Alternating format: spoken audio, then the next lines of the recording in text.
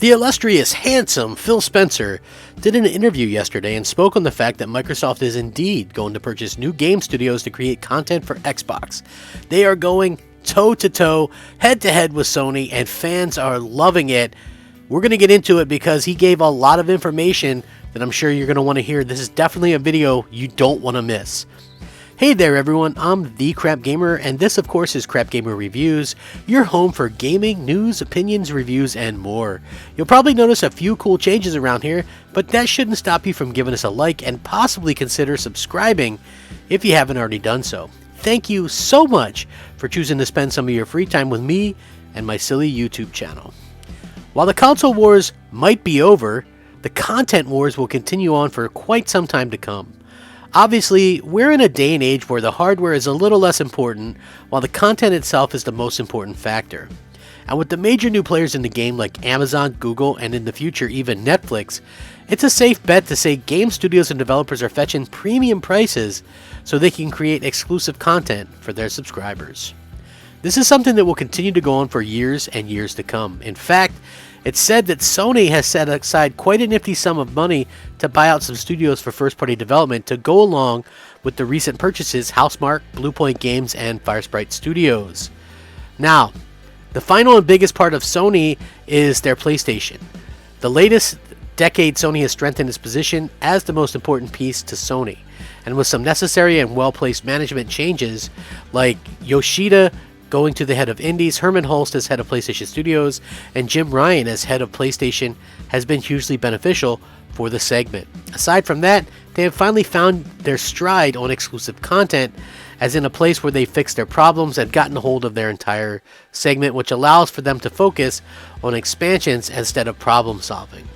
Something their competitors need to figure out for themselves.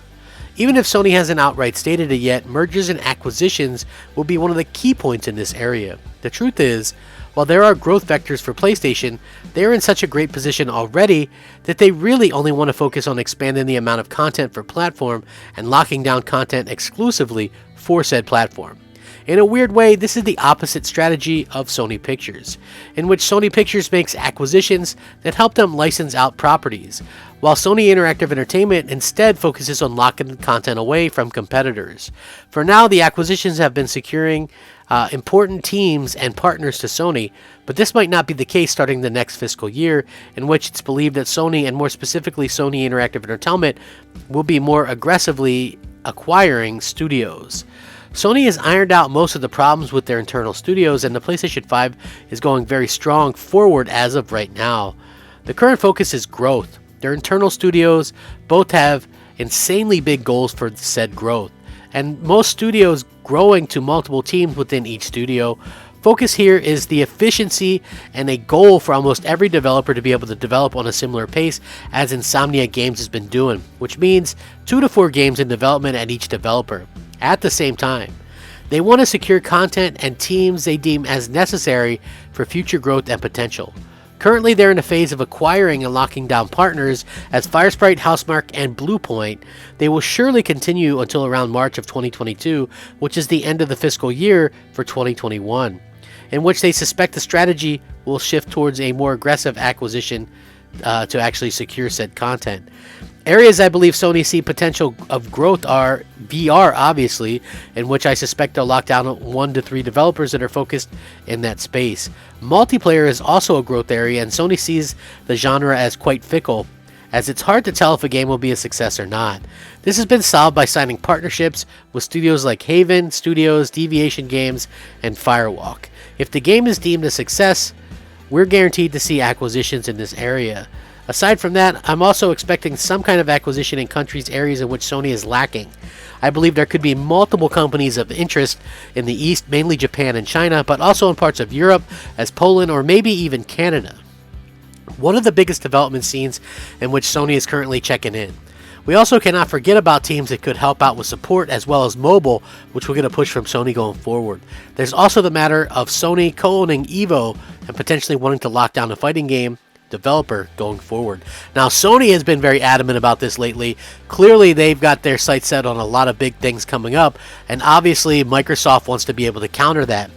Now, it looks as if Phil Spencer isn't finished with getting Xbox studios, even more studios to play with. Microsoft head of gaming Phil Spencer appeared for a video interview on the Wall Street Journal Tech Live event. During the chat with Wall Street Journal reporter Sarah Needleman, Phil Spencer reiterated that Microsoft is far from done with game studio acquisitions, despite the relative quietness of the past few months. He added there's no rush, saying, and I quote, "We're definitely not done. There's no quota, no timeline where I have to go acquire studios by a certain time. But if we find a studio where we have a good fit, absolutely." The last big acquisition done by Microsoft remains the $7.5 billion deal with ZeniMax, which meant the addition of 8 veteran AAA studios such as Bethesda Game Studios, Arcane Studios, id Software, Machine Games, Tango Gameworks, ZeniMax Online Studios, Roundhouse Studios, and mobile-focused Alpha Dogs Games. Microsoft now owns 23 game studios, but its main competitor in the console space, Sony, has also been boosting its own first-party roster, as I've said, with Housemarque, Nixxes, and most recently Bluepoint. That's why more acquisitions by Microsoft are more likely, and we'd bet on Asian developers, given previous comments made by Phil Spencer himself. At the Wall Street Journal Tech event, Phil Spencer also briefly addressed the 30 million Game Pass subscriber figure, which I also did a video on, and you guys already know, where he said he's sticking by their last public number, which is 18 million subscribers, and he said they'll announce another number at some point. They're just actively managing the great demand for both creators and players. Game Pass subscribers are continuing to get really good games on Game Pass, some of which are day one. Obviously, Back 4 Blood springs to mind as a pretty decent one. I haven't actually had a chance to play it, but people are saying some decent things about it. I think obviously once Forza Horizon 5 launches into service, it's going to be quite a very, very big thing to see in the future as well. At the end of the day, I think that it's a good thing when we see these companies buy out developers. But what do you think? I mean, do you think it's a good thing when these companies buy all these developers? I think it really kind of depends on who you ask. Personally, like I said, I'm all for it. I think Microsoft buying ZeniMax was a bold and desperate move, but it needed to be done. Largely, I'd prefer big third-party developers and publishers remain third-party. I don't fault Microsoft for buying Playground Games, who only worked on Xbox exclusive content anyway, and I don't fault Sony for getting Bluepoint or Housemarque, since those are mostly PlayStation developers in the first place. Nobody knows how all this will play out, but I do believe companies like Square, Sega, EA, Activision, Take-Two, and Ubisoft need to stay independent and on their own, apart from the console makers themselves. Unless one of the bigger companies is having trouble with money, I think most people would prefer to see things stay the way that they are. I'm sure all of us love like these big acquisition sprees, and we joke around that it's acquisition season or whatever. But to be quite honest, even though like I'm a huge fan and I'm looking forward to Gotham Knights and all that stuff, and I have an Xbox and a PlayStation, I would hate for either Microsoft or Sony to have those games as exclusive, right? Like, I don't think that that's right. I think that it's very smart to keep those multi-plat. Closing off people, I think, from games that used to be multi-plat and making them exclusive doesn't help the industry. I get why they do it, and I'm not saying it's totally bad, because I do think Microsoft absolutely needed to do that.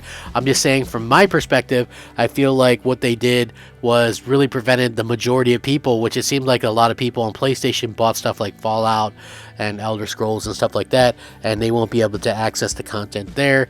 And that's really kind of a shame for people that are really into those type of games, and I hope that can change in the future, but we'll see what happens. But it is a very exciting time. I, of course, will link all of this in the description below.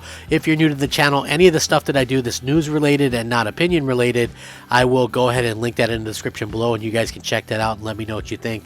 It's always important to kind of get an idea of what everybody's thinking about, and if you do want to interact or give me some kind of feedback, please feel free to do so. I much appreciate it. If you enjoy the content, leave us a like, share it, maybe consider subscribing. I would appreciate that as well. It's things are changing, I hope for the better, and we'll continue to see you coming back here. Rack 'em up, fact 'em up, Crapgamer 'em up. Crapgamer out.